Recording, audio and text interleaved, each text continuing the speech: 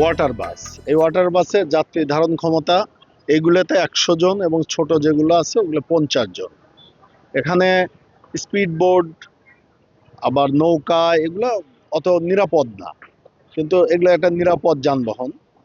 আর ঈদের সময় যেহেতু প্রচুর ভিড় হয়, মূলত এই নৌযানগুলো ঈদ উপলক্ষে যাত্রীরা যাতে স্বাচ্ছন্দ্যে দ্রুত সময় পার হয়ে যেতে পারে, বিআইডব্লিউটিসি স্পেশাল ঈদ সার্ভিস হিসাবে আপাতত এই দুটো নৌযান এখানে দিয়েছে।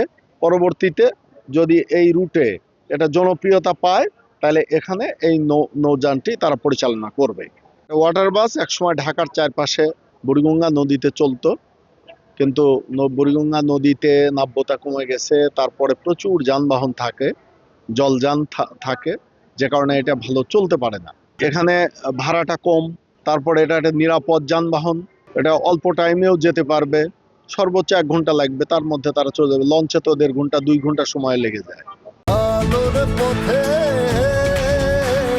নতুন দিশা, যাত্রীরা যাতে স্বাচ্ছন্দ্যে পার হতে পারে, অল্প সময়ে অল্প টাকায় যাতে তারা যেতে পারে, যে কারণে মানে ফেরিতে তো অনেক সময় লাগে, লঞ্চে অনেক সময় লাগে, স্পিডবোট দ্রুত গেলেও ভাড়া অনেক বেশি, সবাই এটা এফোর্ড করতে পারে না।